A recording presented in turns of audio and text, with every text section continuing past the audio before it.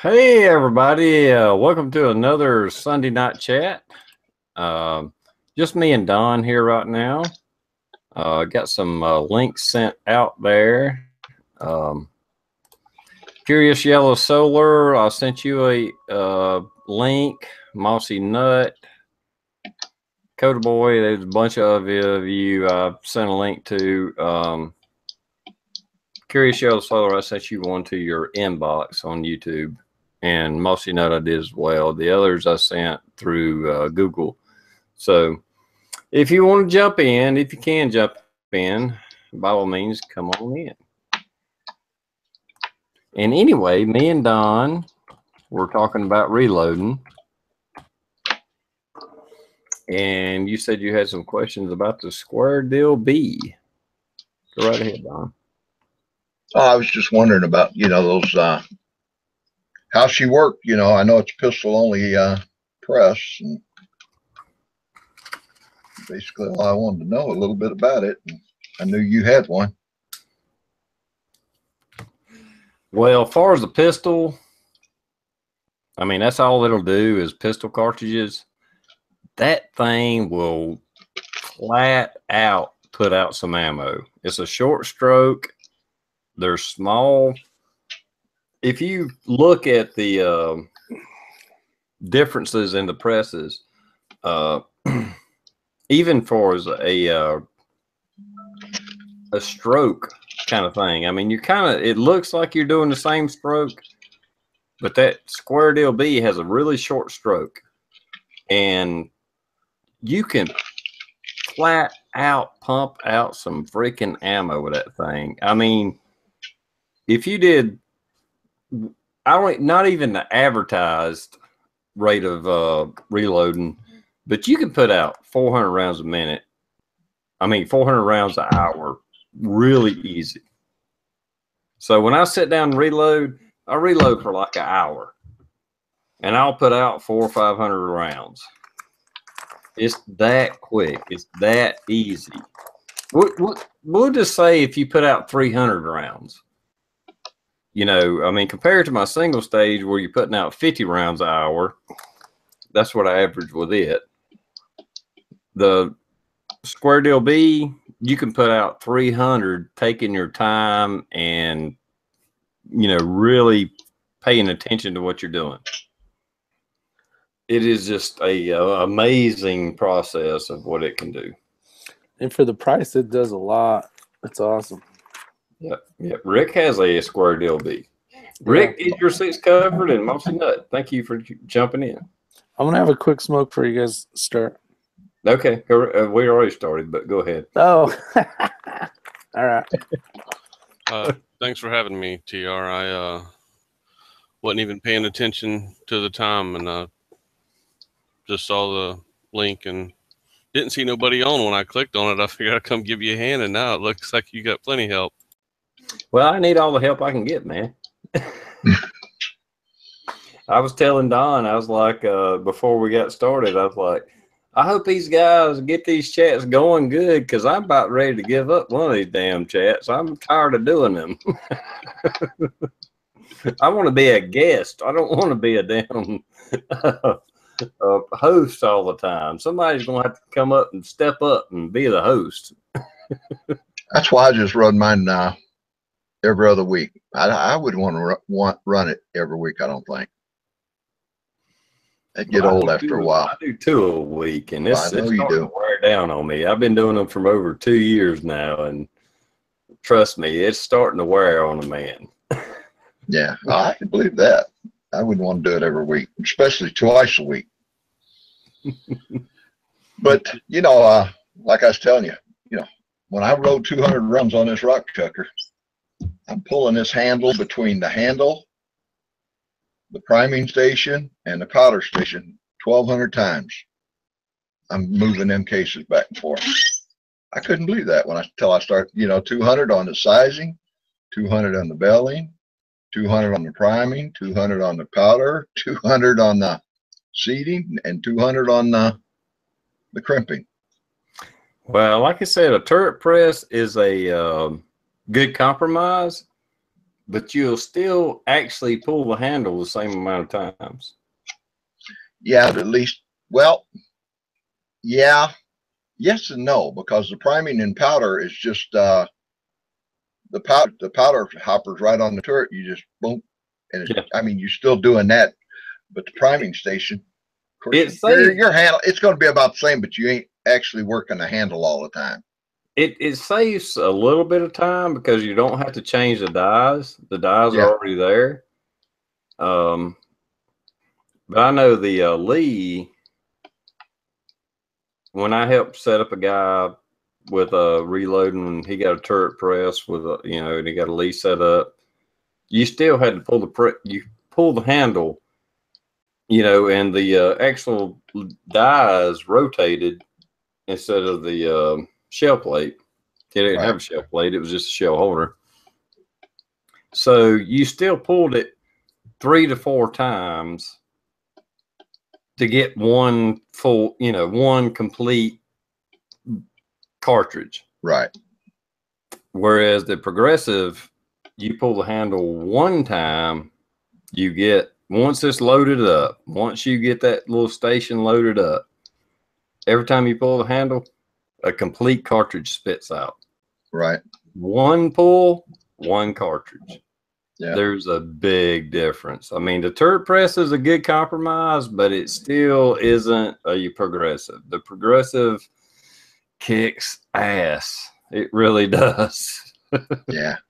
Well, you know, I usually, on the average, I don't let my brass pile up. Of course, I'm doing it on a single stage. I get 400. I load them up. You know, it might take me a couple of days because I can't stay right at it. I get, you know, a lot of these got new reloaders, and I compliment them. And I even made a statement on one of them last night. I can't remember if it was Curious or on Rich's. He's talking about how much fun it is. After 41 years, I hate reloading. I honestly do. I cannot stand. It's, oh God, I got to go down there and load some ammo. It's just, I hate it. And maybe with a progressive or something, you know, something different, it might get the juices flowing a little bit or something. But just come down here and load shells, I think, oh God, I got to go down there. Oh, hey, I got 2 progressive reloaders. I still hate reloading, actually. I only do it because it saves me money. Well, that's it. Exactly. And when I sit down, I'll reload several hundred rounds. And I mean, you talked about Don the other day. If I reload a few hundred rounds, well, I'm good for a few days or a few weeks. I don't shoot 1,000 rounds a week. Oh Lord, no. I'm lucky if, well, when I go out, sometimes I'll shoot a couple hundred rounds, you know, between 9s and 45s, but a lot of times I just go out and shoot 50 rounds. You know, it depends on what I got a club meeting or not. I go out there early, just plop off 50 rounds or so, maybe 100, just to, you know, sharpen up, do a little practice and whatnot. But well, when I first started reloading, I would load up. Well, I had a single stage press. I'd load up 50 rounds a night, and it would take me about an hour. You know, that can vary, give or take, whatever. You know, and then I would build up, and then about every maybe 2 or 3 weeks, me and my buddy would go out shooting, and then I would have 300, 400, 500 rounds of ammunition to blow up. And then I got the progressive press. Instead of spending several nights a week reloading, I could do it in one night, spend 1 hour, and I could load 300 to 500 rounds an hour. And then okay, 2 weeks from now I'll go shooting. right. Yeah, well, it's so like, go ahead. I was just saying, I mean, it just cut my time down. Well, it's like me. I'll sit here and maybe size 200 and bell them. Then I'll take a break, or it might even be the next day. I'll come back and prime them, powder them, bull them. You know, put the bullet, seat the bullet, and that's. But if I really set and really humped it out, I got down where I could get 200 rounds in an hour and a half. But that's a lot of, especially my old wrist and whatnot. You know, a lot of wear and tear on me. Yeah, that's hustling. If you're doing that with a single stage, you're hustling. Yeah, yeah. If I just really sit down here and hump, I can knock them out. I've timed myself. Mm-hmm. But It ain't The worth only, it the anymore. only bad thing about you, if you ever bought a progressive press, you will be kicking yourself in the ass for not doing it sooner. I already do. I see enough of them, and I talk to the guys out the gun club, and some of them's got, well, most of them's got the Dillon 550 or the six. Most of them got, well, no, most of them got the 550. A couple of them's got the 650. And I was talking to him at Tuesday night about it. Well, the guy I got the book from, he's got the 550. He's club president. He says, just spend the extra money and get the 650. Well, the 650 is pretty cool, but you get to looking at some of these accessories for it.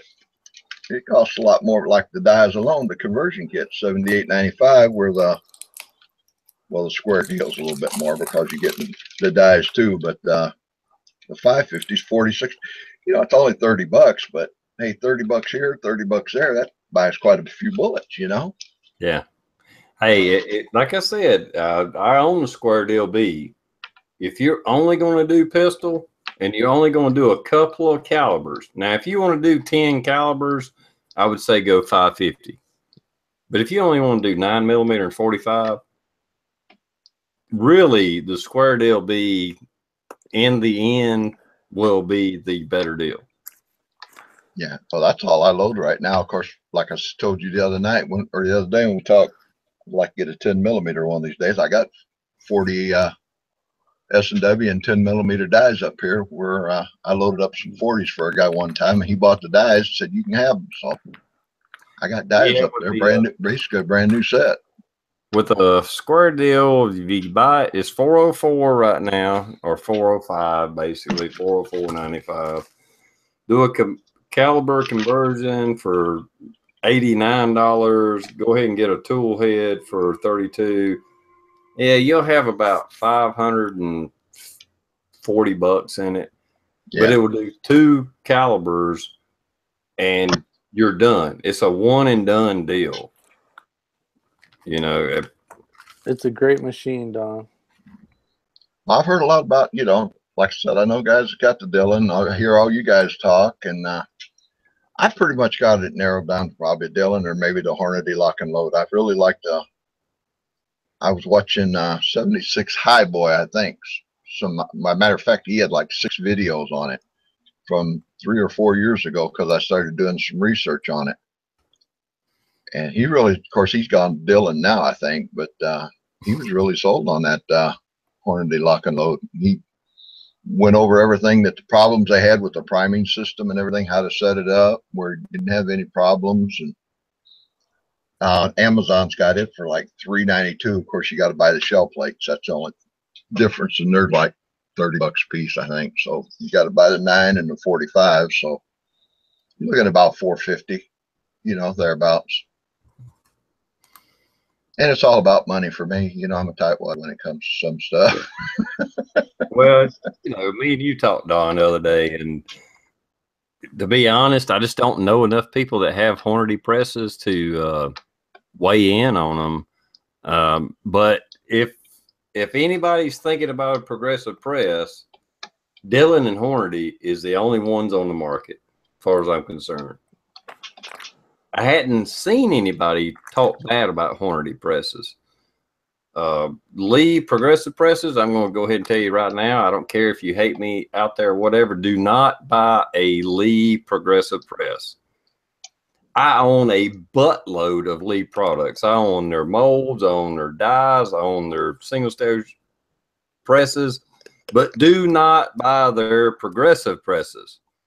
They suck. Yeah, I haven't even heard, you know, our CBS has got some automatic presses, and I ain't seen a whole lot on them, even on YouTube. Of course, I ain't really investigated them all that much, you know, to see. But I haven't seen anything really bad on the lock and load other than the priming, and it's all a matter of keeping everything clean around it. From everything I understand, even 76 High Boy mentioned that. So I don't know. I'm trying to talk myself into it. Don't really need one, but still still trying to convince myself I do, I guess. You do. You'll have so much time. You'd be able to run down in the basement, blast out 100 rounds real quick, and be done. Yeah. Or 500 rounds. Or Yeah, that's why I was thinking about getting something like that, because I've seen where they say if you shoot a lot, then if you need a progressive. Otherwise, it's not worth the money. But for me, it's more time. If I can get on the bench and bang out a few hundred rounds, the time spent to me makes it worth it. Even though I don't get to shoot as much as I'd like, but just to be able to get it out of the way and move on to something else. see, I enjoy it. A lot of times, the kids and I, usually it's just one of them at a time, but they enjoy, getting the primers, putting them in the thing, loading them up in the tubes, and we get to sit and BS and have a, father son or father daughter deal, and they'll put the round in the one side of the Dillon Square B, and then I'll put the projectile on it, and we'll just sit there and bullshit and have fun, talk about shooting and or what's going on or what happened for the day or whatever. It's just a good time to hang out with dad kind of deal. Yeah, when I was over. Go ahead. Go ahead, Mossy. No, go ahead. I was just gonna say, when I was over at Solar's house and was on his progressive, that was a lot funner than fooling with the single stage. One pull and here pops out a bullet. That was It's magical. Yeah, no doubt. So I mean, that was a lot better for me, and I'm just not a very patient person, and to have to load up so many, or at least get them so far through each set of dies, it kills any kind of fun for me. I know I used to let my son like I said, he's 47 now. So back when he was a young boy, I used to set him up. I'd let him do the sizing and belling. I say, here you go, son. Help dad out. I'd let him do them. Now the priming, powder, stuff like that, I took care of that. But yeah, he'd case check he'd do the case check too. So he'd put one in, one would be falling out. He'd be working on the case check, making sure it worked. He'd put another shell in. I got a little friggin' sweat. What they call that? Sweatshop. The sweatshop going, yeah. Yeah, I used to have my niece years ago. I would clamp this with C-clamps, clamp my press to the deck railing. I was at the time staying with a brother-in-law's wife, and anyway, my niece was out there, and she'd help me relate. She didn't really help; she just wanted to hang around, but it was cute, I mean, I had this little girl, and I'm, cranking out ammo, and she's acting like she's helping. She didn't really help. At the time, she was like 3 or 4 years old, but I got pictures of it, her playing with the cases and stuff. It was fun.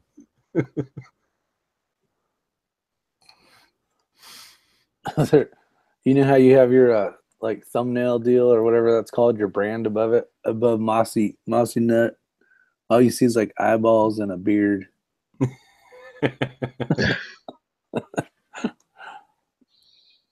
They're like, who's to the right of Rick? I was like, I had to go back to the other screen just to see what the hell they're talking about. Raise your camera up, Mossy Nut. Then they'll see your head. There you go. That'd probably help. Let me see. I ordered one of those Lyman chamber gauges this morning, Rick. Nice. You're gonna be excited to have that, because like I did in that video, it's like if you're gonna spend the time to measure everything perfect and get all the shit perfect, and then you get all the way to the range and try to compete and your shit don't run through your gun, it's like Yeah, I'm getting tired of taking the barrels out of the guns and doing it, because I got to break the 1911 down to get it out or whatever to chamber check. I'm just going to order one of them. What the heck, $25, 27, whatever it was. And if you do it with the barrel, you got to do every damn barrel that you're going to shoot that shit in too. Well, I don't. I only have, the 1911, and it's a match barrel, and then there's wolf barrel. That's a pain in the pazooie. But everything else feeds through the Glock. I even had one or two of them that wouldn't go in the factory Glock barrel, that went into the shield barrel. Now figure that out. Really? The shield Honest was to that much God. more? That shocked Wow, the crap out of me. What you That's need to amazing. do, Don, is you need to do a giveaway and give away that Lone Wolf barrel and just get rid of it. I'm not ready to do that. Yeah. I thought you got a hold of Wolf and they were going to check it out. Not yet, Rick. I'm still trying to figure it out. And that's what I was telling TR before we got started.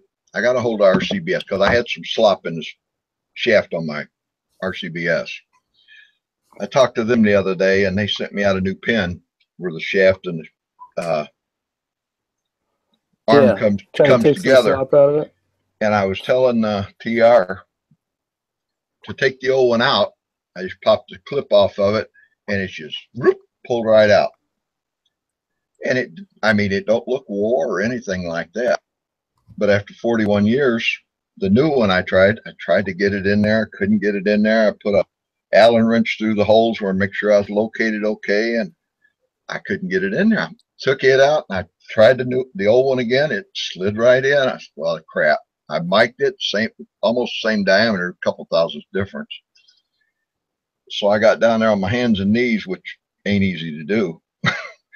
And I got it started with a hammer and just tap it. And I had to hammer the thing all the way through, but it took all that slop out of that. So I loaded 50. Nice. I'm trying to eliminate. I'm wanting a new press, but I'm trying to fix this one to talk myself out of spending the money for a new press because that could be a new gun, you know. And anyway, I've come to the point of you need a Dillon Square Deal B or a Dillon 550 is what you need to do.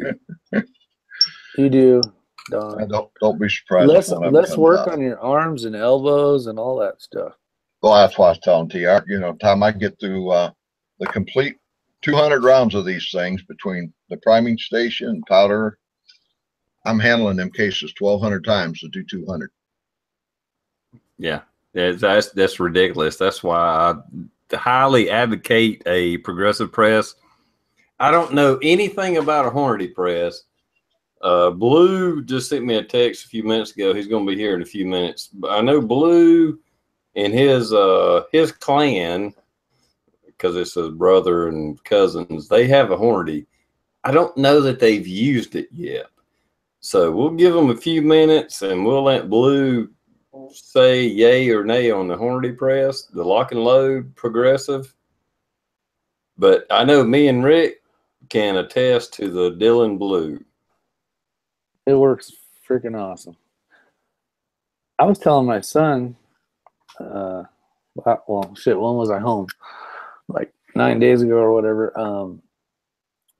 No, 8 days or so. I was telling him, man, this is the coolest thing about these things. I go, when I die, these are yours or whatever, and the warranty's still good.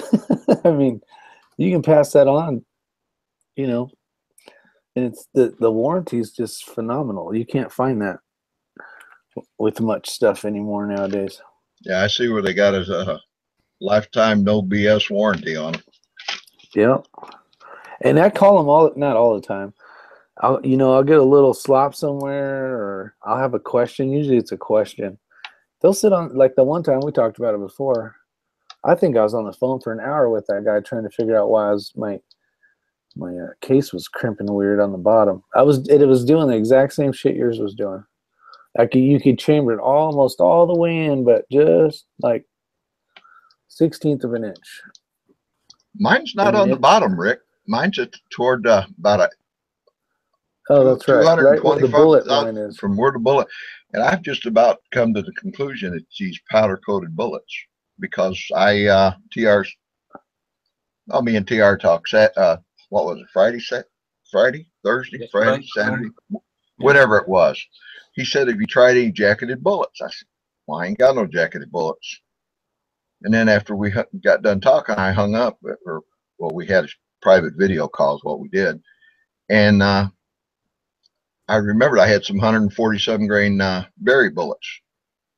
I loaded 50 of them up just like I would anything else, and they fell right in that Lone Wolf barrel, and you could turn them over. There you go. You found the reason. So it's coming. It's got to be in that powder coated bullet for some reason, and the diameter, I've resized them. There's the very bullet.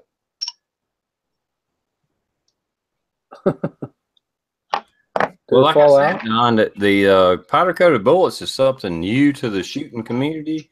I mean, literally, this is something new within the last couple of years. Oh yeah. And I know. I think the bullets you were having the most problem with. Well, you said you had it with the red too, which were Harbor Freight, I think. Right. But most of the problem's Eastwood powder coat. Yeah, I think it's the Eastwood the powder coating, because, like I said, when you go in there and you crimp that damn bullet, that's a powder coated bullet. The powder coat is like an eggshell, and if that powder coating is so tough that it can't actually compress, it's just like me and I was talking to Don. It's like an egg. An egg is a very fragile thing. I mean, you can break an egg very easily. You just tap it, boom, it breaks. But if you put it in your hand and you try to squeeze it, you can't crush it.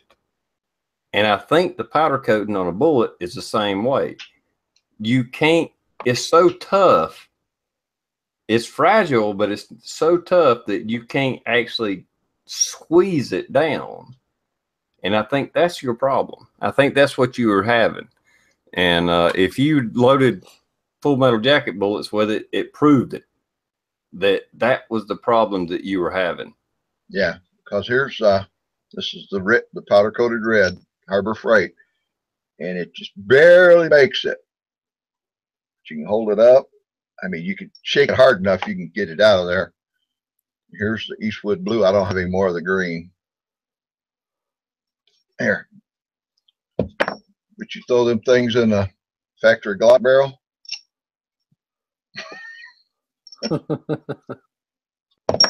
I mean, these will work as long as they'll go underneath this locking lug on the Glock. I tell them TR I loaded 50 of them today to see how the press would work. 26 out of the 50 will work in the Wolf barrel. The other 24 won't. So I just got them all marked for the Glock factory barrel and the shield. I ain't gonna. What'd you end up saying? Did you end up loading some Full Metal Jacket? Yeah. And they all fit, right?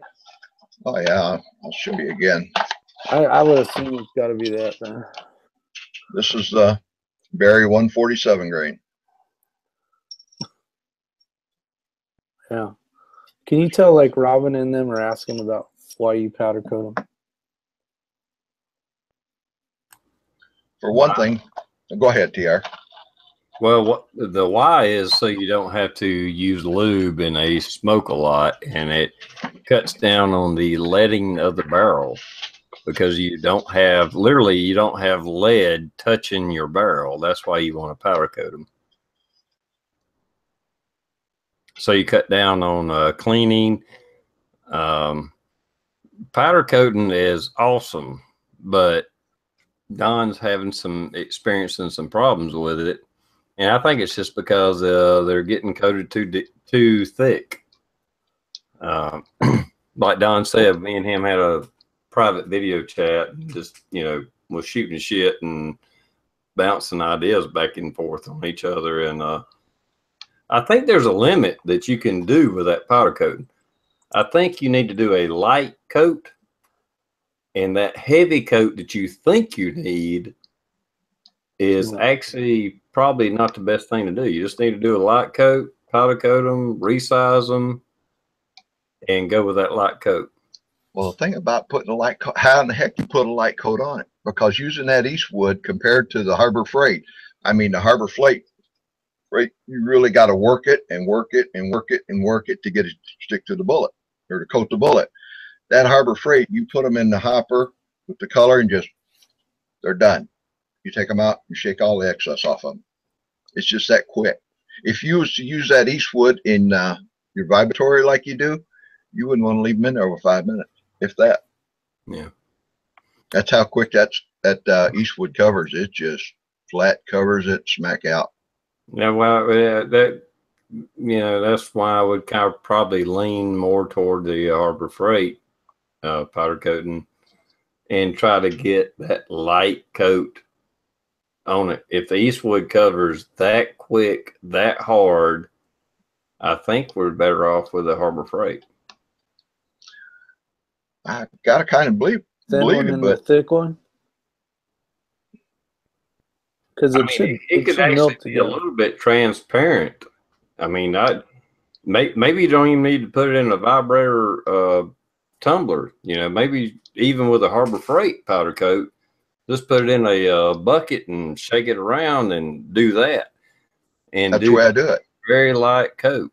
Yeah, that's the way I do it. I use like a Cool Whip container. Put the powder in there, put the bullets in there, put the lid on it, and just boom, boom, boom, and basically they're covered. Yeah. Have you seen the resizer? I seen when it first came out, there was a guy and he would just keep running them through and it would pop them down, but it'd resize after every powder coat. So after you powder coat, you have to. I was under the assumption that you needed to resize each one because you're gaining mass, whether it's 10,000. You definitely have to resize after powder coating, no doubt. Oh yeah. But is Don, you're resizing them then? Oh Lord, yeah. I Okay. resize the bore in my gun. Bores or slugs out at 357 or 356. Technically, with a cast bullet, you're supposed to use a thousandth over your bore. But I'm just got a 356. I just bought a 356 rather than 357. I think with the powder coated bullets, you can kind of go with Full Metal Jacket. Well, that's three. Well, I was looking at Extreme Bullets today, and some of their bullets, they're 115s, 9mm, or 355, and Berry bullets, theirs is 356. Okay, I want to ask Blue. Blue, you there, buddy? I'm here. Have you and your buddies used that Hornady press yet? Well, I have not personally, and I don't think that they have even started doing anything with it, setting it up. Okay. You're the only person I know that owns a Hornady press. That's why I was asking. Yeah, they take care of all that stuff. I'm just basically the brass collector. Whenever we go shooting stuff, it's let them do the technical stuff, huh? That's right. But I just resized the half a dozen of them, and they just slid right up through there. I don't know. We'll get it figured out, or we'll just shoot the Glock factory barrel. I ain't gonna keep farting with it too much. Somebody said it in Biggity or somebody. Maybe it was I don't know who the hell it was, but those Acme bullets, they sell a lot of powder coated, pre-powder coated bullets that are already done. Are those anybody use those? I know Rob bought some, but I never heard whether he liked them or not. I know Bat Jack, he uses Badman bullets, something like that. And I've never heard him complain about it or anything. He uses their powder coated bullets.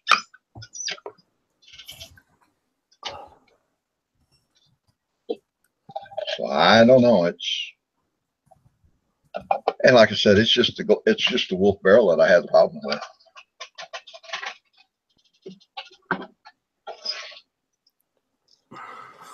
I will say, I seen Reloader Dude.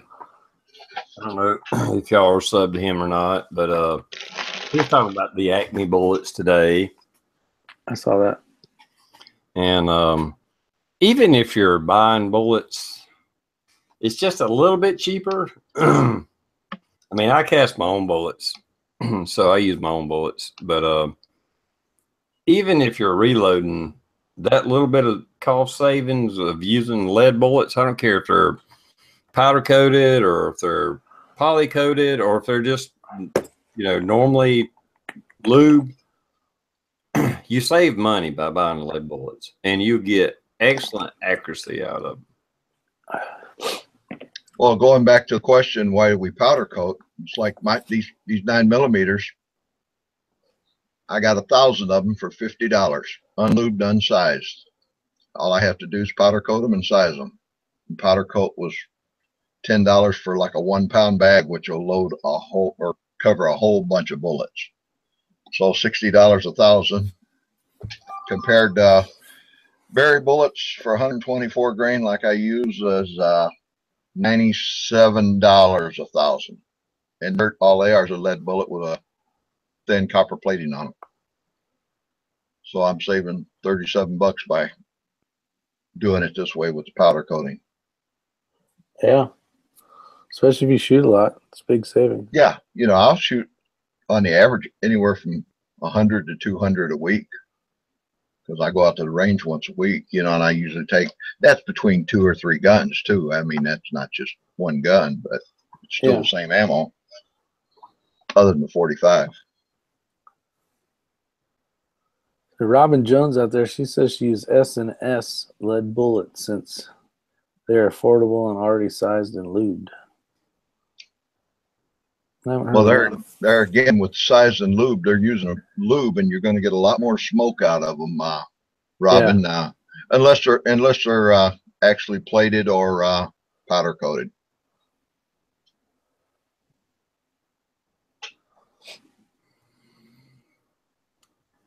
Yeah, you'll get more smoke with a lead bullet with a traditional. Actually, I don't even have a lube sizer. My pure lead bullets are. I use the Lee tumble lube, and it smokes like hell. But actually shooting them, I don't really notice it that much shooting it. Now, if I put the camera up and you see me shooting, it looks like it's a lot of smoke, but it's not like it blocks the target. It's not like it smokes so much. It's not like a black powder. It's not like it smokes so much I can't see the target.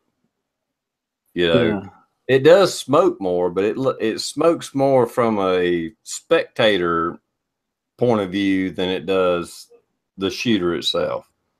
So lead has never bothered me. I mean, I've shot lead bullets for 20 plus years. Powder coating is great, and it does smoke less, but between the two of them, I really don't care. I like the powder coated because it is a little cleaner. It is, I had less cleaning on my gun I had to do, but as far as shooting them, I really don't care. There's nothing wrong with lead bullets. I mean, I've shot them for years. It's just something new, and Yeah. Well, when you're reloading, you don't have to mess with the lead as much, which makes it nice. Right. You don't get the lube all over your hands and stuff when you're loading them. Yeah. There's some traditional lead bullets, 45 long Colt, 230 grain. I have no problem with shooting those, especially in this. It's supposed to smoke. That's right. It's a smoke wagon. Better fucking smoke. There you go. Skin that smoke wagon.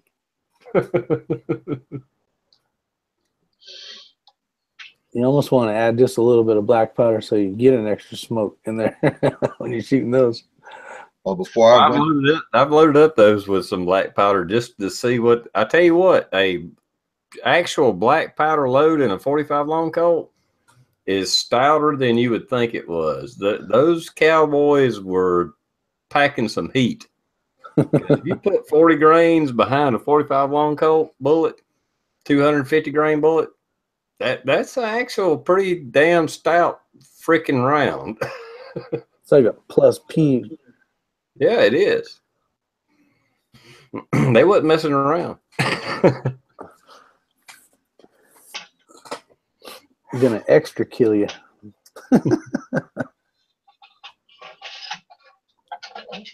Well, hey, Blue, you need to talk some. I ain't heard you talk. He's dicking around with his GoPro, I think. Yeah, it's just running late. We were out baling some hay and got back and had to take a quick shower and all that stuff. And I figured out my GoPro wasn't working today. I'm like, what the fuck? I don't know what's wrong with it. So that's all I'm doing. I'm just kind of dicking with that for a while, listening to you guys talking about the reloading part. But You better break that reloader out so we got some, what is it, Hornady, right? I don't even, that might be what it is. It's like one of those things where they bought it and I put money into the tumbler and powder and all that other shit. And we have it at one central location and they usually take care of all the reload and stuff. But Well, you need to get over there because Don needs some feedback. I don't know anybody else on YouTube that has a Hornady reloader, a progressive reloader, other than you and your brothers or brothers and cousins, whatever. So you're going to have to go over there and get some input because Don needs input. All of us have Dylan Blues. Nobody has a Hornady Red. So Don needs input. Let's see what Robin has. She's been loading for a long time. What load are you using? She knows her shit. That's for sure. I had to put my CZ hat on for Big J. Jerk.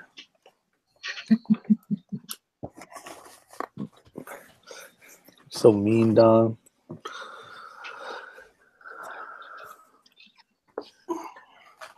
There you go. Some CZ love. Look at that. Isn't that What part awesome? are you missing? What are you waiting for to finish that shit? That ain't a CZ. No, that one's a real CZ. This is the clone. Yes, this is the clone. The other one sitting over here, What's the other one? patiently waiting to be put back together. Is it waiting on you because you having issues with it, or you just need a part, or what the hell's wrong? All I can say is never take a CZ apart because it's a pain in the ass to put back together. He was on the phone with me too much Friday. He didn't have time. He's only been off all weekend. Yeah, this is the first time. This is the first weekend I've had off in like 2 or 3 weeks, and I've done nothing but slept and drink. That's pretty much all I've done. you didn't end up going to Nashville this weekend, huh? No, I didn't even get to go to Nashville this weekend. Uh-oh. Build She's up. coming down in a couple of weeks. Robin uses a 550. Yeah, and a rock chucker and a Hollywood press. I don't know what the hell the Hollywood press is. Jack's on a date. Mr. Holster. If you guys are big CZ guys, make sure you go check out Big Johnson Guns and Gear. He's got quite an awesome collection. Oh, before I forget, TR, I want to mention something.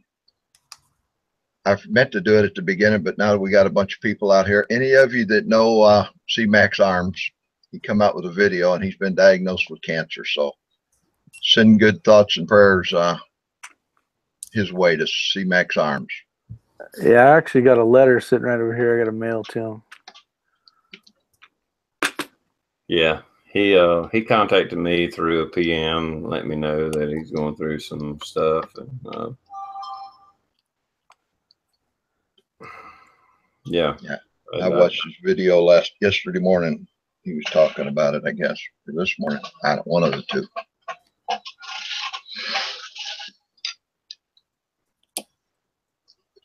Yeah, it's some crazy stuff. Yeah, cancer is not a good thing, and it's not a good subject with me for sure. I've dealt with it myself on a few occasions, and C-Max, all I can tell you, dude, is my thoughts are with you. Yep. But you was talking about Reloader, dude. He PM'd me on the prop, and he keeps blaming. He's thinking it's the length of the bullet. you know, the free bore. But these things, I've got a lot of free bore in there. It's not, Now, that bullet's not touching that rifling. You was having problems with Sally with those semi-wad cutters, and the semi-wad cutters don't even ever touch the freaking bore of the gun. Right. I think it's the powder coating. I really do. I think it's the powder coating. I think it's a combination of the powder coating and your press that's a little bit worn out. And you may have fixed that problem with your press, but I really think it's the powder coating. That's something new to the reloading world. And I can see people having problems with powder coated bullets. Well, we're going to know here in a couple of days because I'm going to go over a friend's house. He's got a new Redding single stage. I'm going to take everything over and load 50 rounds up over there, and just for craps and giggles, and see how they come out. Yeah.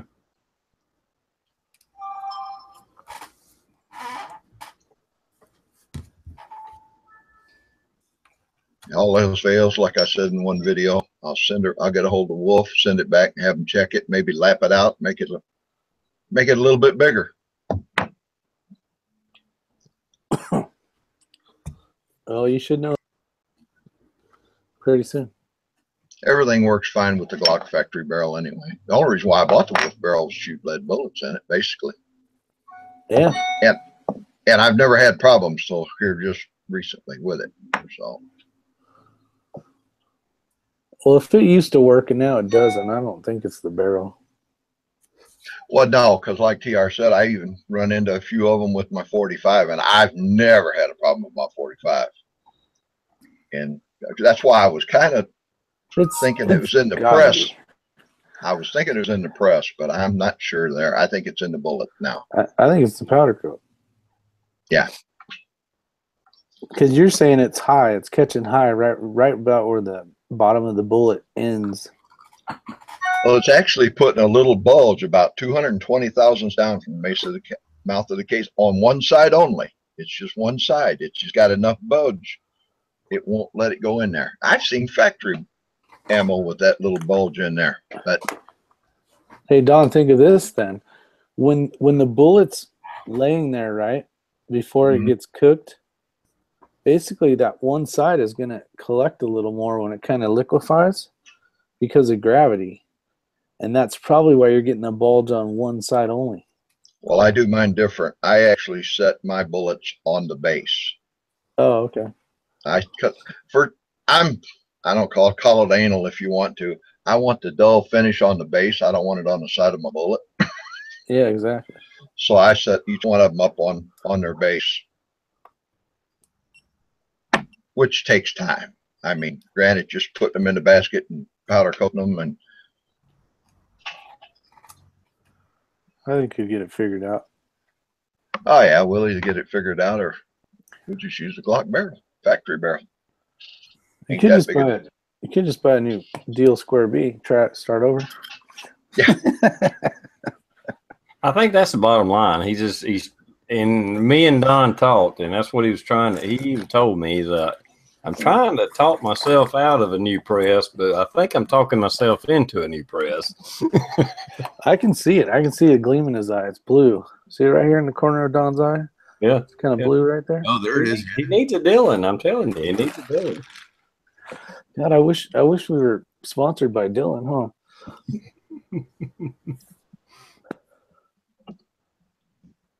You got a lot of great guys and gals out there on the external. Yeah.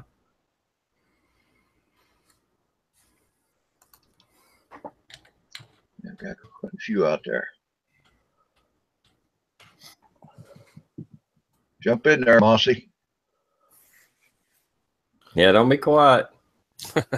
Nah, I'm just listening to the reloading talk. I love hearing all the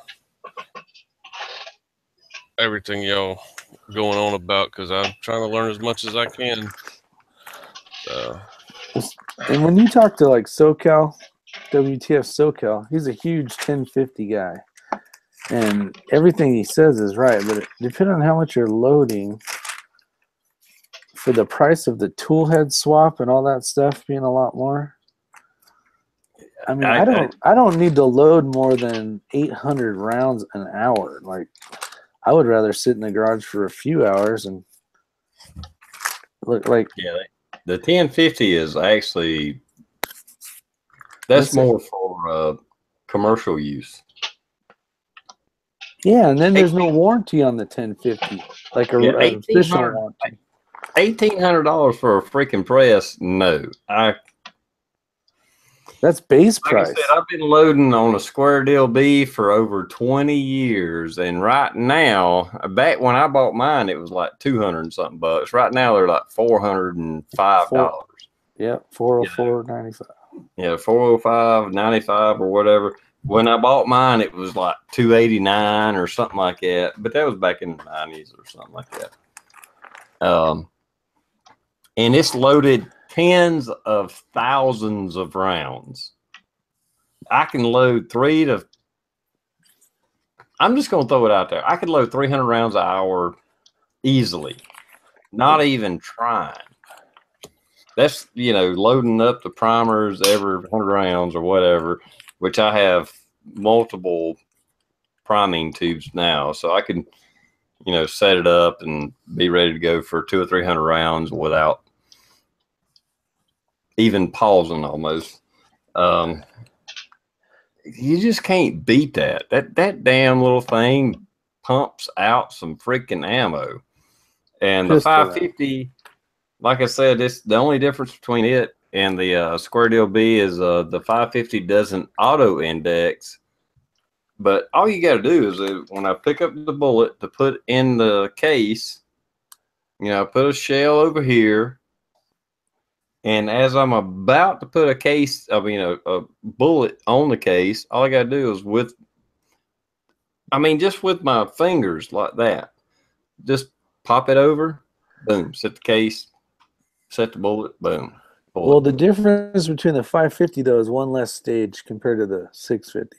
Yeah, it has extra stage. The 650 has extra stage, but what are you gonna do with it?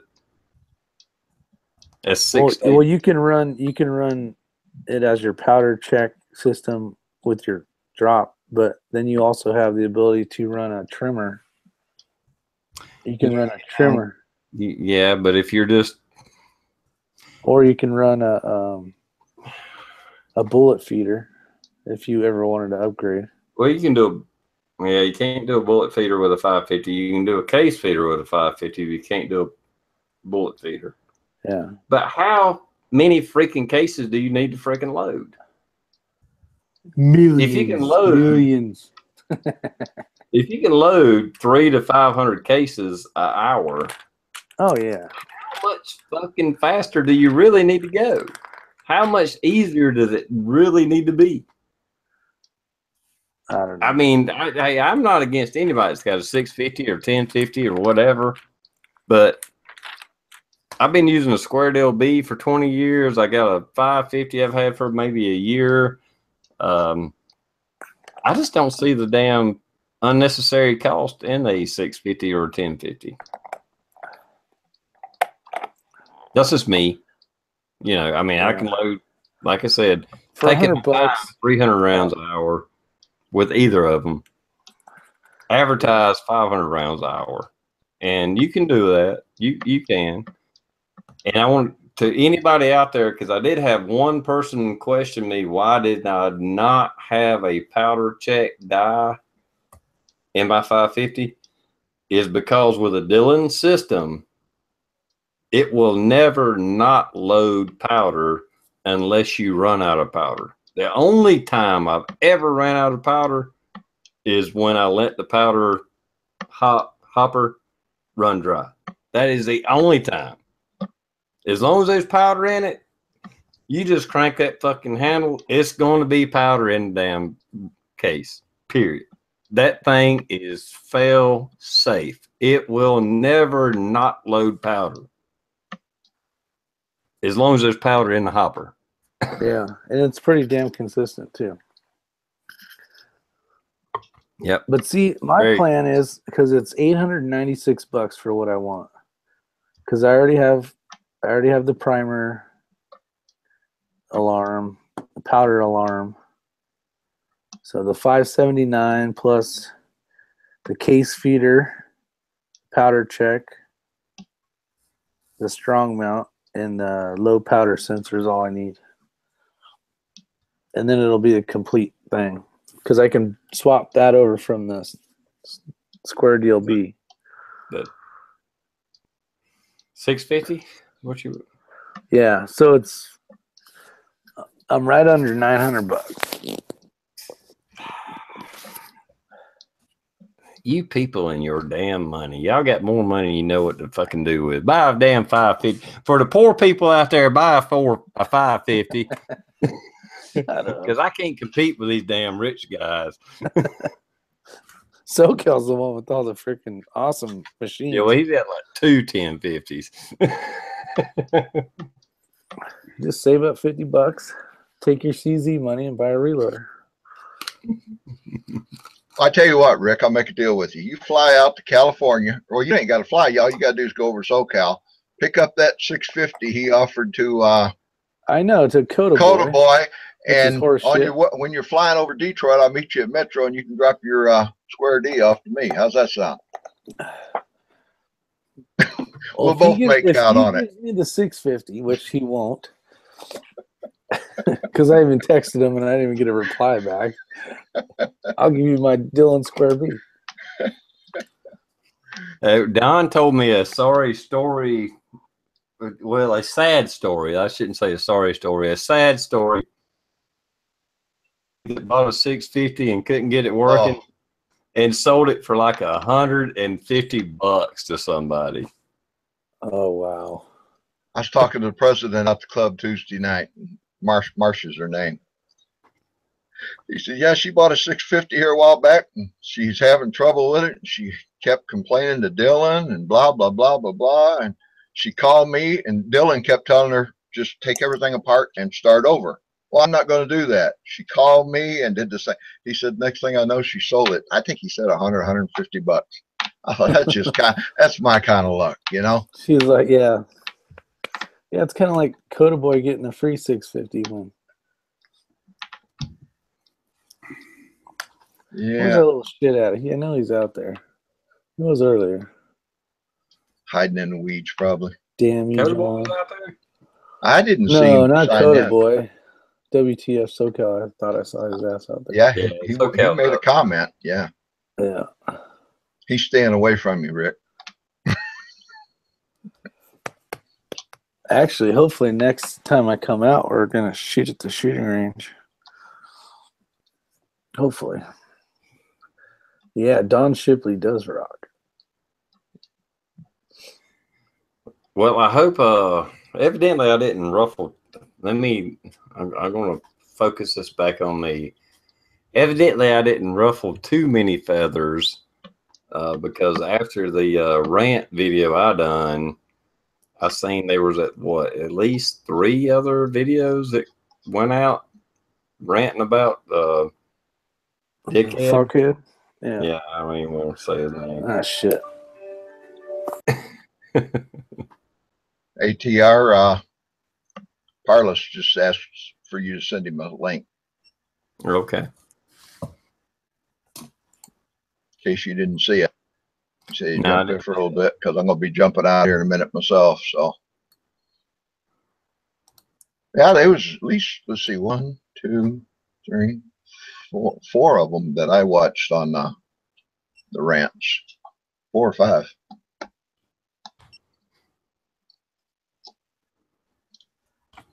I was a little worried that I'd kind of piss off some people. I didn't want to, you know.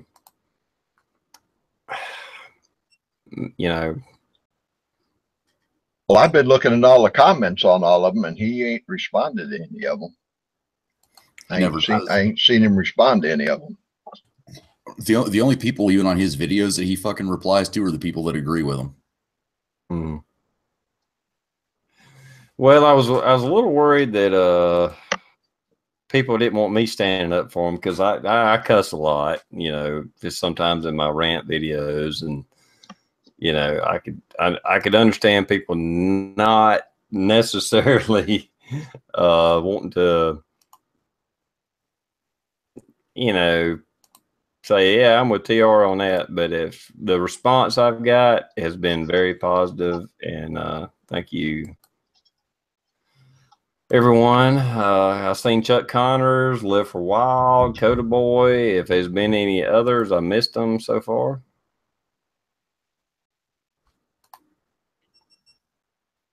Yeah, because that guy was off the reservation.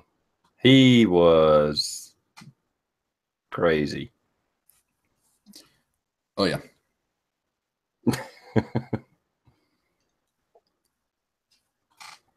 And the worst part is everybody that was there was well enough to just let it die.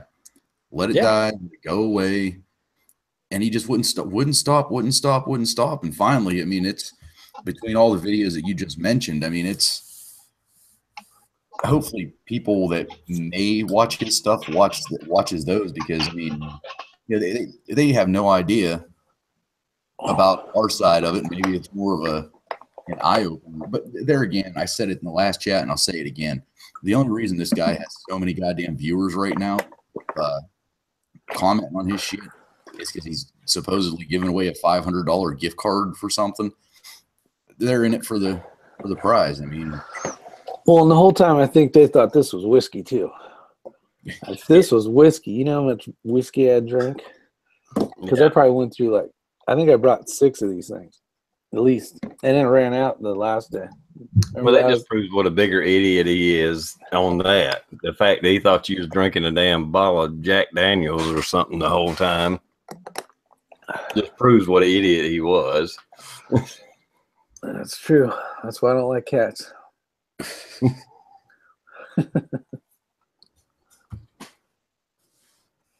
You know what? Hopefully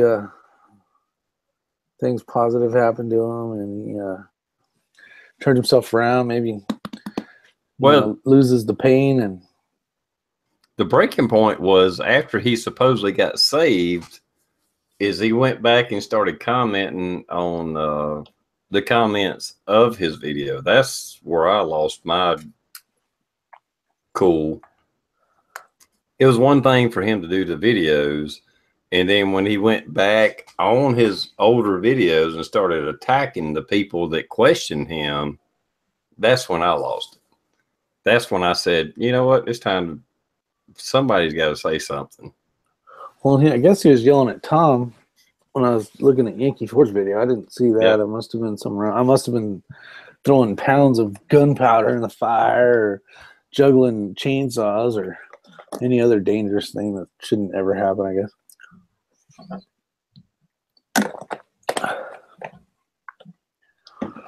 But you know what? Not worth it. That's why I kept it quiet. I didn't comment on one video until probably 2 days ago. And it was a good video, like, you know, hopefully your pain, suffering, all that, you know, it's just basically like I was being the classier guy, basically. Oh, well, I get that. But at the same time, I just really don't give a shit. I just wanted to call him out for the horse shit piece of shit he was.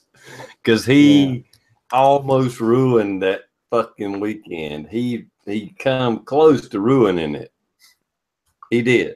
And for you guys that were there, Rick and Blue, you know what I'm talking about. I mean, he didn't ruin the weekend, but damn it, he was trying his best to ruin the weekend. Yeah, it could have been even a hair better without him. Yeah. But you never know. I don't see it happening again. Oh no! On that. Never step foot on that property again. I guarantee you that. Well, it's true. That's what's hard, you know. You get like I never heard of the guy before until then. I didn't know anything about him. Oh, I've been subscribed to him for a long time. Hopefully you guys aren't subscribed to him anymore. If you're still subscribed to him, God bless you. Everybody needs to flag every video he puts up and thumbs down it. Oh, they've been hammering it lately. That's what I do. Every time I went through there and thumbs down every one of his videos and flagged every one I could.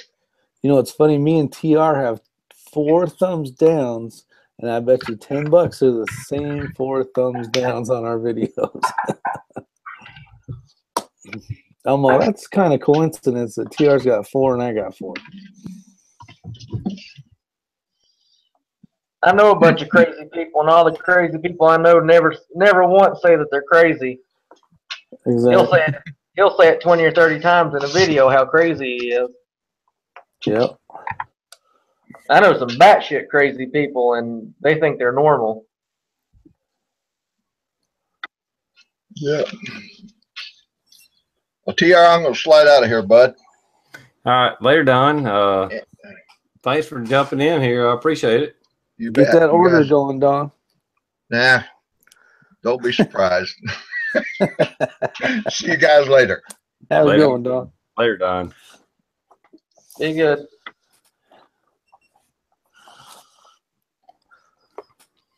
Yeah, me and Don had some conversations, and like he said, we did a private chat and trying to figure out what his problem is, and it's either the press or the bullets. I really can't nail it down myself. I'm kind of perplexed myself as his problem, but I kind of think it has something to do with the bullets. Yeah, I do too. What's weird though is he's resizing it, so it shouldn't really matter. Yeah, but even when you resize it, when you go to crimp it, this is my thought. When you crimp the bullet, the powder coating may not crimp down as well as a jacketed bullet or a pure lead bullet, or whatever bullet it is. I'm thinking that the powder coated bullet is not giving, like, even though you run it through the crimper and you come out of the crimper, that bullet can actually bounce back, because I've experienced that. Me and a buddy of mine was messing around with some was trying to do some subsonic 9mm, and we didn't have a heavy 9mm bullet mold, but we had a what was it, 158 grain, 38 caliber bullet, and so we ran them through the sizer, and we're like, okay, we'll run a 158 grain, which was 358 size, run it through a 355 size or a 356, and once it squeezed down, okay, boom, that's the 9mm bullet. What happened was they bounced back. Boom, they actually bounced back. We ran a 358 bullet through a 356 die, and they would actually spring back. Oh. And that's where I think Don's problem's coming from. He's just a thousandths off, and that's all it takes. Yeah, I just stick with the coat or Full Metal Jacket copper.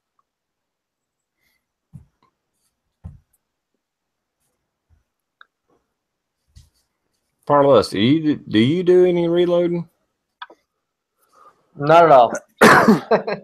I have a lead press single stage for my 50 BMG, and I'm not reload. I have all the components to reload, but I'm not reloading with it yet. Mainly because the powder scale that I had wouldn't go up enough to load them. But I mean, I've done reloading with buddies before, but nothing major. The guy I reloaded with was so ADD, it kind of scared me to even shoot anything he loaded up. Like he would reload and get the powder wouldn't be right, and he'd throw it over his shoulder and get more powder. I mean, he's just a nutcase. I was really afraid to shoot anything that he reloaded. All right. Well, we can get away from reloading. I know I've been talking about reloading now for what, an hour and a half. I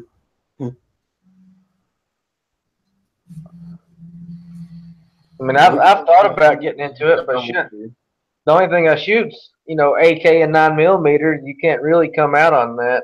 So, Well, it depends. I can reload 9mm for 7 cents a round, so it's actually cheaper. But I cast my own bullets too. right. If you have to buy everything, and it's kind of, I mean, I'm eventually going to get into it just for the sake of, you know, if the shit hits the fan, I'd like to reload. But it's kind of low on my list right now of things I need to get done. Yeah, it is. Yeah, you It got a is. new house you got to build. Yeah, I got a house to remodel and a house to build. And then, well, I'm not going to build the house. I'm remodeling my house and we're selling it.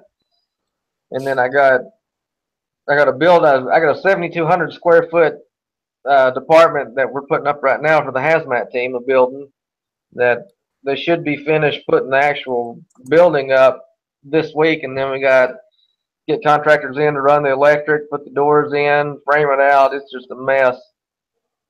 And then they should be down on the property this week running power. So it's just been a Awesome. Good feeling right there. For those that don't know, I live in a pretty small town, about 3,000 people, but I still live in the town limits, and you get double taxed. I pay taxes in the town, and I pay taxes for the county. So I get double taxed where I live in town limits. So we've been looking for land for about a year and a half, 2 years, and finally closed on a piece of land last week. And we're developing it right now. It's about 7 acres. So that's what, when I clicked on the link that TR sent me, it opened up in a different browser. That's why I didn't open up in Parlust. But I started a YouTube channel, not really for to do the YouTube channel. I started it just so I could see my progress from start to finish of what we've done with the land. But I just went ahead and made the videos live anyways in case anybody anybody else wanted to watch them. I think there's 3 videos on there, and I just shot another one today.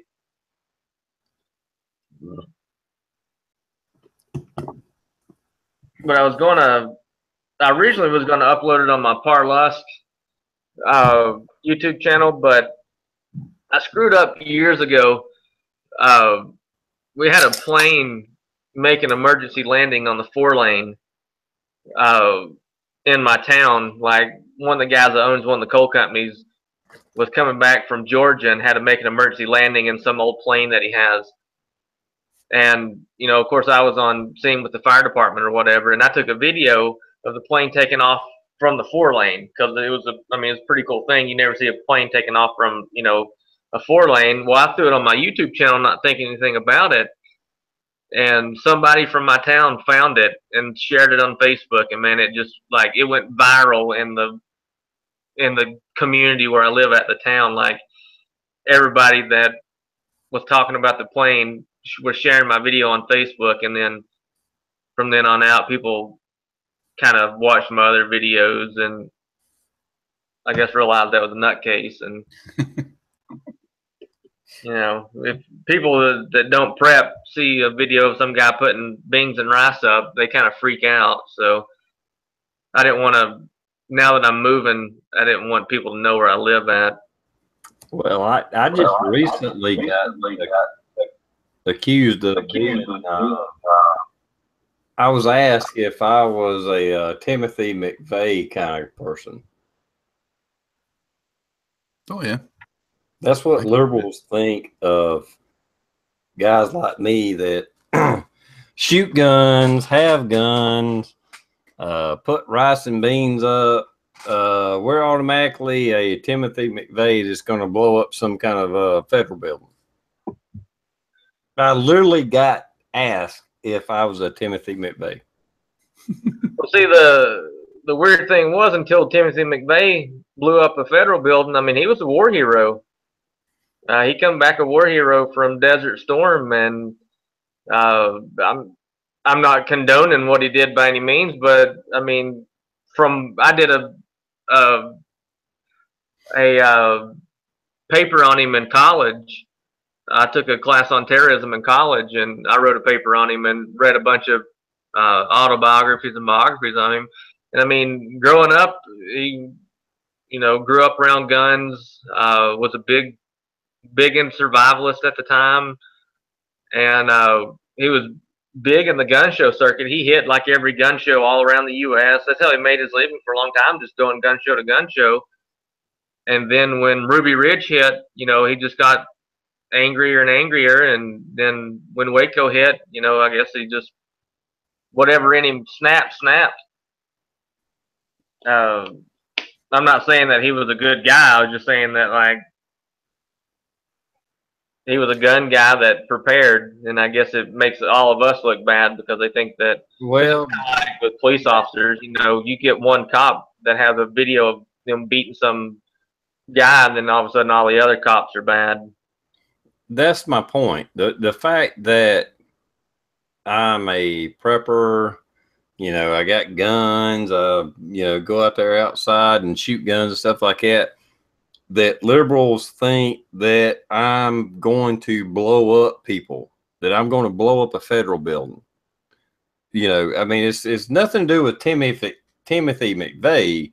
It's just that other people look at us and think that we are potential domestic terrorists. Well, that's the problem I have with that whole fucking situation. Mm-hmm. When I got asked that, it wasn't Timothy McVeigh. It wasn't him personally. It was just the fact that, really, you think that I'm going to blow up fucking innocent people just because I like to shoot guns and just because I think highly of the Constitution and that I am a patriot? That you think that I'm going to blow up shit and kill people? Really? Well, I mean, the media is who to blame.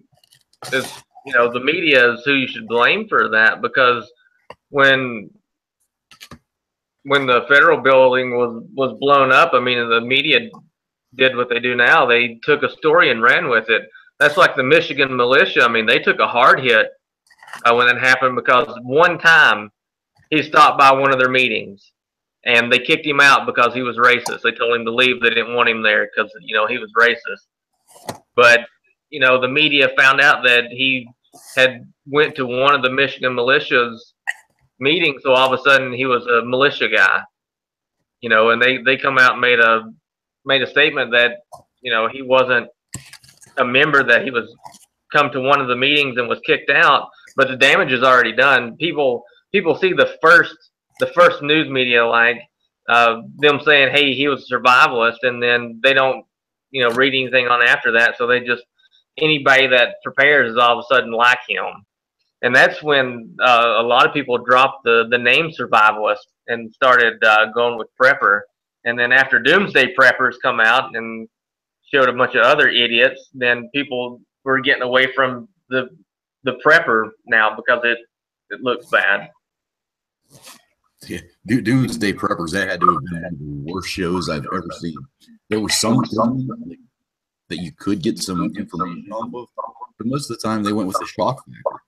It was. Oh yeah. There was a guy years ago when Doomsday Preppers was big. He went by East Tennessee Prepper. He was actually about an hour away from me, and he would do reviews on the show Doomsday Prepper, like the day after the show come up. Like, he would do his own review on the show, and he got to where he would call the people, or he would get into contact with the people that were on the show, and the people would be like, they come to my house and film for a week straight and then showed 20 minutes. And like, they misconstrued everything that I said on camera. They're like, I spent, 5 hours showing them about me growing my garden and this, and they didn't say anything about it. They made up some crap about me having, trouble with my neighbors and construed it to make it look like I was going to fight my neighbors when something happened. But I reckon a lot of, later on in that show, they were just trying to make preppers look bad, and that's how they got their ratings. The one that really freaking pissed me off so bad was the I don't even remember which one it was called, but it was the one where they didn't technically have to prep because in the event of a catastrophe, they knew who all the preppers were in their area, and they were going to come after their stuff with guns and everything else. And this dumb fuck was like, his wife was pregnant, and he was practicing on pigs on how to do a C-section. You know they arrested that guy, don't you? Yeah. He was a convicted felon, and he had a gun, shooting a gun on the show, and they come back and arrest him. What a dumbass. Yep. I mean, come on. He was the same one that was taking ceramic plates from Lowe's and duct taping them together and saying that that was his body armor. Yep. Yeah, that was close to the end of the Doomsday Preppers, and I think that they were just trying to hit hard, that preppers are crazy, so they're trying to find any jackass that would get on there. And I liked his operating room. I thought that was pretty sweet, right in the middle of a dilapidated barn that was falling down, but he had the sterile plastic sheets down. I was like, what the fuck? You gotta have plastic sheets.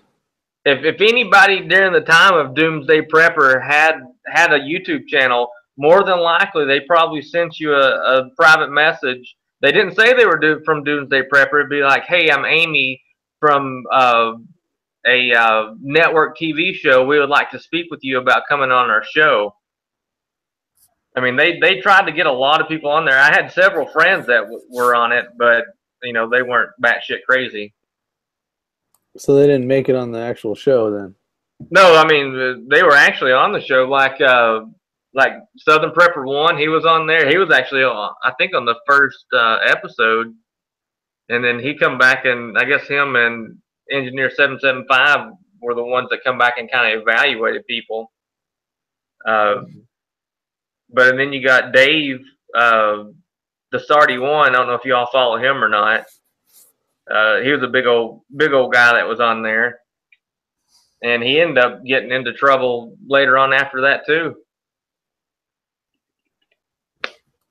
I don't know that it was I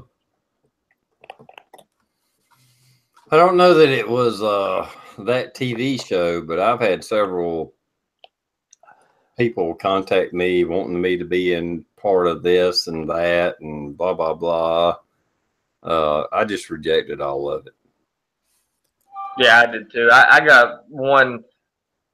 I don't know it was from the Doomsday Preppers, but I'm pretty sure it was asking about it, and I was like, for one, like, that's the last thing, because even though there's a lot of people that were in my town where I screwed up, put that airplane video on, that knew I was a prepper. If I went on, the History Channel, you know good and well that everybody in your town would know that it's you, and then they would find your YouTube channel. I mean, you blow your OPSEC way out of the water. I mean, we put ourselves out there just doing YouTube videos, and 90% of my YouTube videos are educational. Me like trying to get people to prep, and I do that to kind of help people, but I don't want to make myself an even bigger target.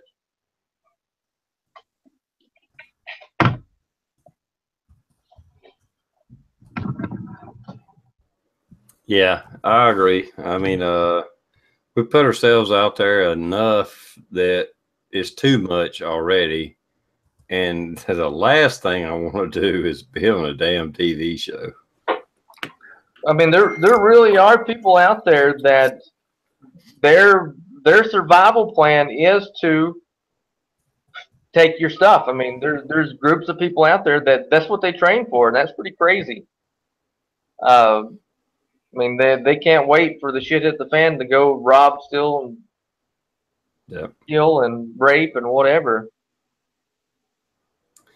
Well, when the shit hits the fan, there will be stakes at my driveway with heads on it. I will kill any motherfucker that comes up my fucking hill. I will kill all of you. You better shoot quick, because if I get to jump on you, your ass will fucking die. I will kill you first.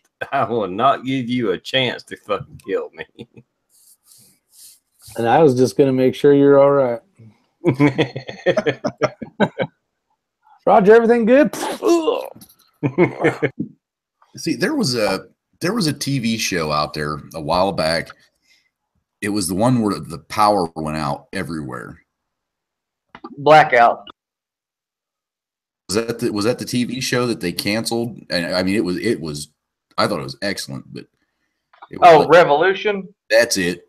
I thought Yeah. that was a kick-ass. This is how shit will probably end up going down if the shit actually hits the fan.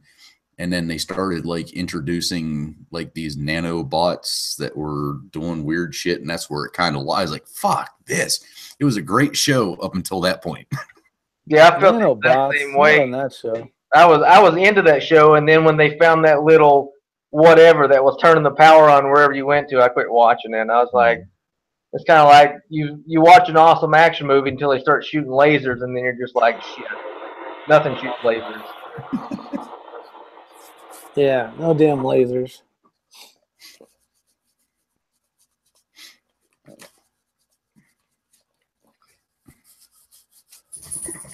Those are good training videos. I was reading a book. Actually, I'm reading a book right now. It's called Survival Theory, Preparedness Guide. And it's by a SEER instructor. And it's a decent book, and it kind of is redundant upon the prepper. You know, if you're a prepper, it's kind of redundant.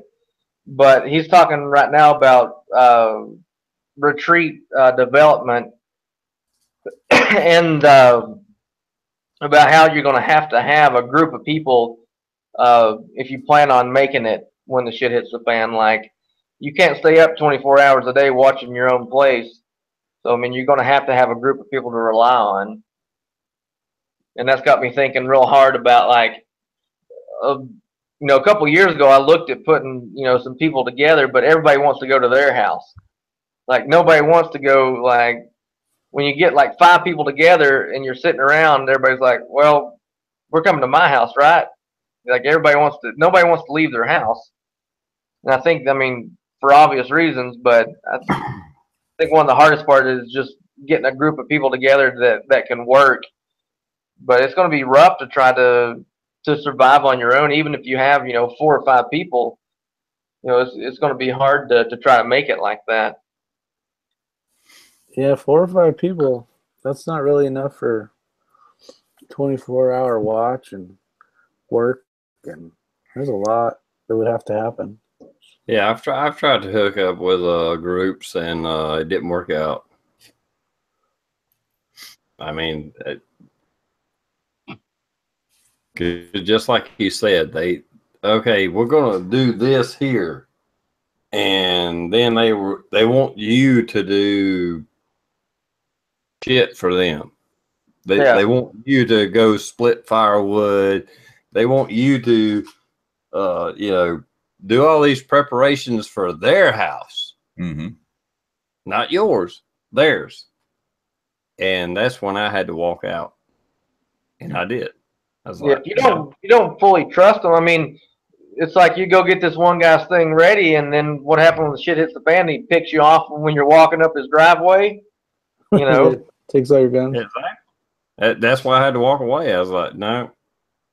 I got a couple of friends, and whatever happens, happens, and I'll either go to their place or they'll come to my place. But, you know, as far as these strangers that I was messing around with, no, I'm not preparing your place. I'm not investing my time and effort into your place, and I don't even like you, much less want to be at your place.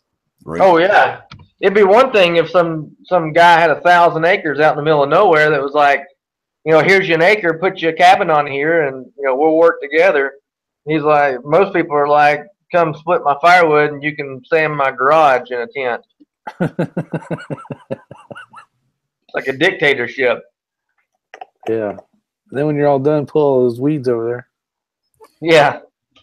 I looked into one group, which is actually a relatively larger group. I'm not going to mention any names. And like the first questions were, well, you know, what can you do for the group? What, you know, what's your background? This, and I told them straight out who I was, what, you know, all that other stuff. And you know, they're like, well, what assets do you have? And I told them this and this, and I told them about the farm. I never gave any locations or anything. But as soon as I said that farm with all that livestock, man, they were like all the fuck over that. They're like, well, where's this at? You know, what all you have? What's it? I'm like, nope. It was like it wasn't even like a, you know, a first date where you try to warm it up a little bit to see how far you can go. They went right for the fucking kill right off the bat, and all they wanted to know is where the resources were. And I was like, nope. Kind of like bite the pillow. I'm going in dry. Exactly. That's exactly what I felt. I mean, the group that I was affiliated with for a short time, I was like, it got to the point to where it's like, these motherfuckers are going to come after me. Mm-hmm. They are going to come after me and my assets. They're going to take me out, take my food, take my weapons, and then take them back to their damn, you know, place or whatever. It's like, nah, I got a bad feeling about you guys, and I got to back out. Bye. Now, when I travel, like if I go, let's say, to the beach, I have, you know, between here and South Carolina, I have friends and buddies that I know that if something were to happen, I would be within a couple of hours of each one. That on the way back, you know, I could hit their place and then go to another place just to make it home. I mean, that's good to have too. Or, Yeah. you know, because I know that if, you know, if they were coming through, I would be able to take them in, and you know, they'd be good enough to. I would return the favor to them if they were in the area. But hell, nobody comes up this way. It's too far out of the way. No, that's good. That's actually a good plan, though. I mean, I've thought about, because I'm already on the other side of the United States. If something really bad was to happen, trying to get home, basically all the way across the United States to get home is going to suck. You know what I mean? More than likely, you're not going to be able to just jump in an airplane and fly your ass over there. So, see, yeah, that's just it. You know, if something like that does happen, and you know, like we'll use Rick as the perfect example, just because of his work, the way that works. You know, if something happened to where it shut down damn near all travel, we'll cross off airplanes, any mass transit. There's no buses, no taxis, no trains, no anything like that. And you had to make your way from where you're at to your house. It's going to take a fucking long time. But really, what do? Do you walk the roads? Do you walk the back? I mean, by all means, you're going to stay out of any big city that you can. But I'd even be afraid of walking down a road. Yeah, you wouldn't have the fuel. This guy apparently the guy that wrote this book is some preparedness expert, and he recommends your retreat or whatever not being more than like 2 hours drive from your location in case you have to walk. Fuck, there's no way I could walk 120 miles. Like if my retreat's 10 miles down the road and the shit hits the fan and I'm gonna have to walk, I'm gonna be pissed the whole way. Like I'm gonna be dreading to lose it. I'm like 10 miles. People don't realize you can't just start walking and walk 10 miles unless you're in good shape. Like people that are in good shape, that's nothing but shit. Like go walk 10 miles and see what happens at the end of the day. Well, and that's the thing with fuel. You're figuring, and say you stole the car that had the best fuel mileage available. Let's call it one of those gay little Priuses. You're still going to need fuel. Yeah. You know what I mean? And you got to drive that car all the way across. It's not like you're going to be able to get around dirt and cars and shit that are in the way because it's so close to the ground. I do have good friends here that got quite a collection. I would challenge extra shit. I don't want to say prepper, but I would challenge anybody who thinks that they're prepared. Let's say you do have a bug out location in like Parlusk just said, let's say it's only 10 miles away from where you're at. And I'm thinking that's a pretty short distance for most people that have bug out locations. You can't use a car. You can't use anything electrical. How the fuck do you think you're going to get all your shit from point A to point B? Get yourself a rifle, get yourself a couple mags, get yourself some water, get yourself some food, you know, and if you have a family, you know, have them carry a couple things. But let's see how fucking far you're going to make it with those ammunition boxes that you have stockpiled at your house. You know, Yeah, it's not happening. No. That's why Bizzle Jizz's story is so perfect. Mm-hmm. It is perfectly to the point of almost anything that could happen and how it will happen. And he does such a good job of showing you that not everything's going to work out just perfect. You know what I mean? When my wife was pregnant, she had to have a scheduled C-section because our son wouldn't flip, and I don't know. It was right around. Well, he was born December 2012, so all that shit was going on. You know, the end of the world, 2012 December, and I'd been reading like every EMP book out there and reading like all the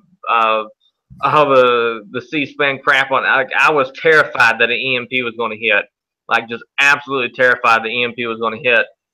So like the place where he was born is about an hour from where we're at, and like every time we would go over there to the hospital, I would start scouting out, and about a half mile from the hospital there was a I don't know if it was a private. It was it said museum on it, like a muscle car museum, but they only had like 8 cars in there. I don't know if it was a private shop or whatever, but my plan was, you know, if an EMP hit while we were at the hospital, I was going to make sure she was fine. I was going to hike out, you know, with my pack, go get one of those muscle cars, come back, pick her up, and, you know, we were going to head back to the house. But, you know, that's how paranoid I was during that 2012 thing, and I guess it was just the stress of having a kid and all that on top of it. I was like, shit, you know, this is going to happen at the absolute worst time. And, you know, here my wife can't even walk because she's just been cut open. I have a newborn and our car doesn't work. Like, and then I found that muscle car museum and I was like, I went in, I was like looking in the glass to see what all was in there. See that? But I knew you watched that Doomsday Preppers episode over and over and over again, didn't you? Just so you could do that C-section by yourself. I got some doctor buddies and I talked to them about it. My next door neighbor, he's an anesthesiologist and he's not a prepper, but he knows that a lot of the doctors are. And I talked to some other doctors about it. Like I had planned to, if something were to happen, you know, I have a doctor that's 2 houses down that's an anesthesiologist, and I got a dentist that's like 3 houses down this way. Like we were going to do it. Like whether they liked it or not, they were going to be in my basement. You know, Open wide. yeah. I don't think that's the way you bring the baby out. They're like, huff this ether, honey.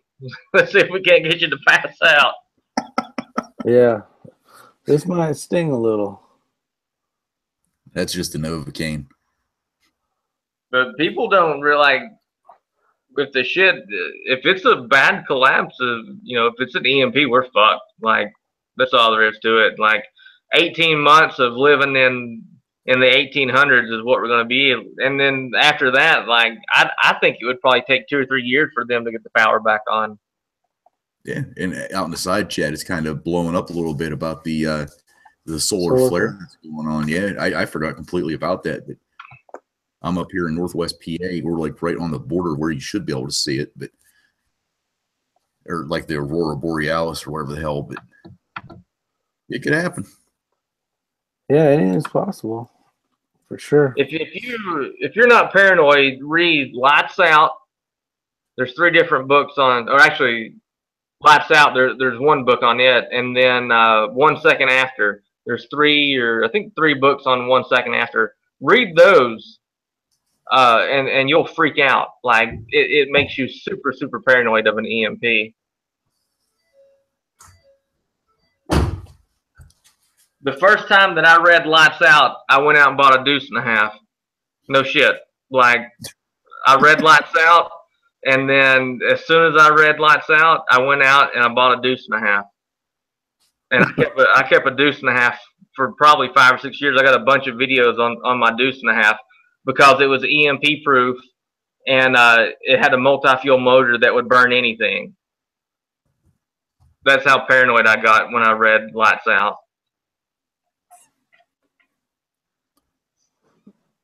Yeah, that'll ruin you. And then after a while, I was just like, shit, this big ass thing's in the yard, and I've not driven it in 6 months, and I ended up just selling it. But now I got an old diesel truck now that should be EMP proof. It's got a mechanical injection pump, so it should be EMP proof.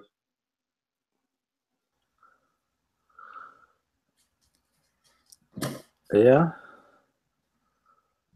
I don't know. It's funny too. You watch like Walking Dead and stuff, and you're all, man, wouldn't that be so cool? Like run around shoot zombies, but you ain't gonna have zombies. You can have hungry people that are zombies. But yeah, Walking Dead zombies, absolutely. I would love a Walking Dead zombie. They're all slow, easy to kill. Yeah, you don't want like what's that Brad Pitt movie with those zombies? Z or whatever. Yeah, World War Z. You don't want those zombies. No, they're too fast. Can't if that fucking happens. Oh, at least kill a few before you come to that conclusion. We kind of got zombies now because all they do is they look down at their cell phones. They don't look where they're going. They're slow and lethargic, and they can't think for themselves. Do we not have zombies already? Mm-hmm. Shit, well, I'm one of them. Even that, I mean, the cell phone part's bad, but what about the drug-induced shit, like the bath salts, the flacca, that type of shit? Oh, yeah. That shit strips you down to bare animalistic. I don't even know how to explain it, but that's fucking eating people's faces, eating your pets. That's some crazy shit. I don't understand. And it's just, I mean, drugs are bad enough and people still do them, but yet they know beforehand, like the crocodile. I don't know if that's in any of your guys' area. That fucking crocodile, you start injecting that shit into yourself, it literally rots the flesh off of your. Oh, yeah.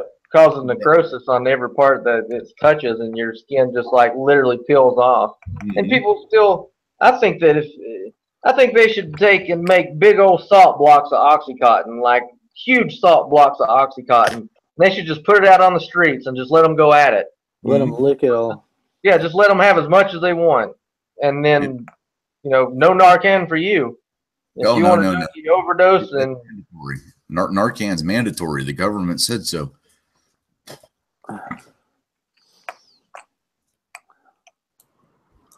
Well, do the one way to fix the drug problem. Do the blocks, but let them be a no different than a hunting session where, as they go down for the blocks, you allow people to hunt them. Make money, kind of like the Running Man. Yeah, you get $25 a tag. I'll give you 10 seconds. that may or not have been said by somebody that I work with. That we do a drug take back program. So basically, anybody that wants to turn in, I mean, it could be illegal narcotics, and there's no questions asked. If they want to turn in their brick of heroin, we take it, we dispose of it. But most of it is like whenever old people die with cancers and that type of stuff, and they have the fentanyl, they have the oxys, they have all that shit. It's like, you know what? We just need to take this bin and put it out in the middle of the street somewhere, kind of like baiting deer. That may or not have been said. I might have thought that up in my head. I don't know. They have one of those turn-ins, and when my grandfather died, Mom's like, go out to Papa's and get his medication and go turn it in. And I was going through it, and there was like 8 bottles of 800 milligram ibuprofen. There's antibiotics. I was like, I'm not turning this in. Yes, for one. Yes, you did. Yes, you did. You turned it in. Yeah, all the prescriptions I turned in. Yes. Yes. But you know, you're gonna look like a druggie walking over with a like. What are the cops gonna think then? Like, oh, here comes Parvell with a big bag full of pills. Turning them in. Like, thanks, For the Mom. third Make time me do today. it. Just throw it in your prepper bag and call it good. I don't even. I don't know. That's one thing I need to look at is some more antibiotics. All of mine are kind of way out of date. I mean, they're not bad. They're just, 3 or 4 years out of date. Yeah, the redneck prepper said that hospice will support it. When my mom passed away, they came and picked up quite a bunch of different stuff. So you didn't have to get rid of it all. Nah, when I had hospice, when my wife died, I had literally liquid morphine, bottles of liquid morphine, and they're like, "We need to pour this down the drain." And I was like, "Yeah, pour it down the drain because I don't need it. I don't want it. I've never tasted it, and I don't want to. Yeah, pour it down the fucking drain. I got a septic tank. It's good. It's not going into the Water. public sewer or whatever." And I was like, "Yeah, do that." We get a lot of break-ins on elderly people for trying to steal medication. They'll break in and steal medication. Oh, I never thought of that. Yeah, that would be a move to definitely get it instead of going to the pharmacy.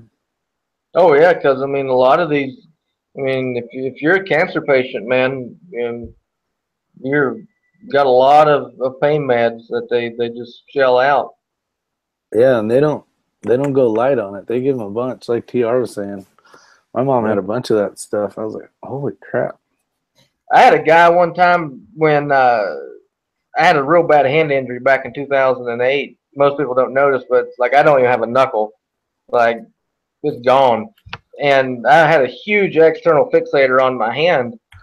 And I went to the pharmacy to fill a prescription after a surgery, and I had a guy follow me out into the parking lot asking about pain pills. Oh, he was trying to get some from you? Oh yeah. And I told him, I said, you know what the punishment is on trying to buy pills off a law enforcement officer? And his face turned about white, and he goes, "Man, and he started stuttering real bad.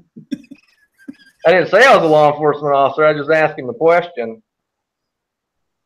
Yeah, but that's damn funny. I don't care if you did say you were law enforcement. That's that's magic right there. But I mean, he followed me out in the parking lot and was asking about him. I mean, that's a pretty brazen thing. He didn't know me from Adam. Like that's a brazen thing to do. Oh, yeah. And they would have paid you big money. He probably would have paid you big money right there for your prescription. Oh, I bet. Well, you know what's weird? That's $80 a pill. Mm-hmm. That like morphine and stuff, because we have it on the units, and I don't know what the street value of it is, but it's pretty expensive. That stuff doesn't cost hardly anything. Oh no! When we order, it's like $9 a vial or something, $8. I was trying to show him the picture of your hand, Parles, but it won't come up for some reason.